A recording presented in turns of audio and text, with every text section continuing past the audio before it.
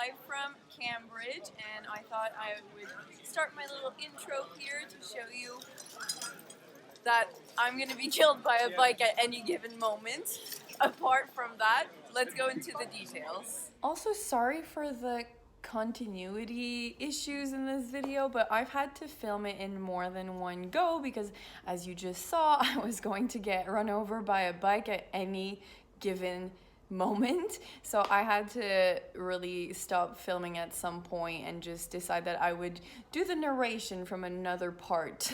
And honestly, I didn't want to be the obnoxious tourist just knocking bikes over and getting hit over and over again. Apologies, because you'll have different backgrounds for different parts of the video. But overall, I do have a second thing I need to warn you about before we get into this. And it's the fact that in the video, at some points, I'm going to be saying Cambridge, and in some other parts I'll be saying Cambridge. And that's because I learned on my trip that it is indeed Cambridge and not Cambridge, which makes no sense to me because it's called like that because it is built on the river Cam. Thus, in my logic, Cambridge. But for some reason, the river is called Cam and the city is called Cambridge. And we're just gonna have to live with it because if you've ever been to Bicester, England, you know that logic, spelling, and Brits doesn't really mix anyways. So we're gonna go with the flow, but apologies because there's many parts of this video where I'm gonna be saying Cambridge. And I know it's not that. So let's carry on. So personally, when walking around Cambridge, I was aiming to just see the architecture and appreciate the years and centuries once again of creativeness and just beautiful stonework. There are other things to do apart from looking at the architecture and walking through the streets. There's a million little churches and there's a million little museums you can go to, some of them for free as well. For instance, the Fitzwilliam Museum is free, which is very common in England. In general, they have a lot of free museums in London and in Oxford as well, and just to name a few, there are a lot more out there. Another thing that I was looking forward to is going to see all the bridges. I mean, it's called Cambridge, so obviously bridges are a big part of the city's history and a big part of its architecture. Sadly, I didn't get to see the Sires Bridge. I'm not sure how they pronounce it, but I didn't really get to see it because you need to go in St. John's College to see it, and I didn't pay to go in that college. But I did see the Mathematician's Bridge and a bunch of the other bridges that are quite cute and surrounded by greenery and beautiful architecture once again. I did go to the Trinity College library called the Wren Library, where you can see A.A. Milne's original Winnie the Pooh stories and notes. You can see Isaac Newton's physics books with his handwriting in it. You can see an original Shakespeare folio and obviously just beautiful architecture. I'm going to show you now a little picture of the Wren Library. I did not take that picture. It's a postcard I bought because you're not allowed to take pictures in the Wren Library, but it's a beautiful free thing to do. First college we actually got to visit was Trinity College, which is pretty cheap to visit, about £3-ish to enter, and you can actually visit their library for free. Right now I'm in the main courtyard of Trinity College, and we are basically appreciating the sunshine and vines and incredible architecture, which dates back to about 600 years for most of it.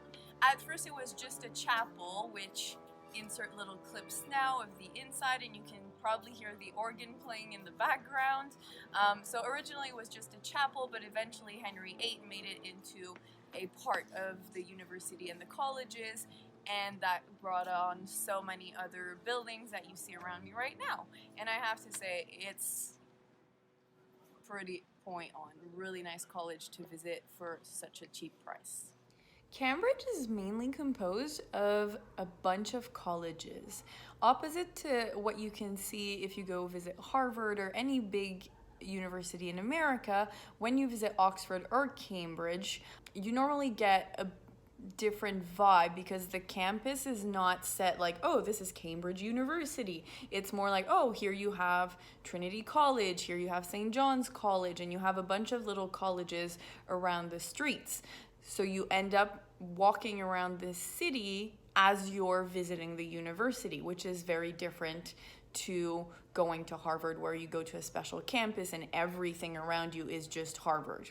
Also with Cambridge, there is this one thing that I really like that you don't get in Oxford, and it's that they've closed off the city center to cars. So you get to really appreciate the architecture and walk around without having ugly modern cars in your pictures, which is not the case, as I said, when you're visiting some other cute cities like the Cotswold towns and villages, or even, as I said, Oxford. But on the other side, you do have a lot more bikers, and as I've already said, I was almost ran over like 17 times in an hour. So I would have to say that it's not necessarily safer to be like a blind tourist, but it is just nicer in general for the pictures and the videos, as you can see. Another thing I quite like about Cambridge is its history. It's kind of funny to think that it's students from Oxford University that decided to set up their own university there because they were just done with the folks and the people living in Oxford at the time. So obviously that was like 800 years ago, so it's not a recent story, but when you think of how petty it is, I think it's quite cute. But Cambridge was definitely a town way before the ex-Oxfordian students decided to set up there. It was actually a town way back in the Roman times, because for those of you who didn't know, England was occupied by the Romans. Yes, their empire did stretch all the way up here. So you can find a lot of ruins and a bit of the relics, especially at the Fitzwilliam Museum, and they do have, I think, an archaeological museum, although I didn't visit it personally. I really rather just walk around and appreciate all of the beautiful streets and the beautiful architectures. The facades were just super inspiring. I just think Cambridge really had a nice charm to it, and I was really doubtful that I would appreciate it as much as I did, because I'm a big Oxford fan. I love going to Oxford, and eventually I'll do a video about it. It's been one of my favorite cities to go to since I've been in England. I like London, but just not as much as I like Oxford. It's got a small town vibe to it, which really charms me, and I think Cambridge has a bit that vibe as well. It really has a lot of cute cafes. It doesn't seem as busy or as touristic as London, and I have to say that I do regret a little, because punting in Cambridge, as well as in Oxford, but especially in Cambridge, is a bit like a must, but it's a bit expensive, which is the reason I didn't do it. So it's about 20 quid for 45 minutes, which is a lot per minute if you think about it. But a lot of the views, as I said earlier, you can only see if you're going down the River Cam. So all in all, if you're only going to come to England once in your life, it may be worth preparing an extra £20 to do the punting in Cambridge.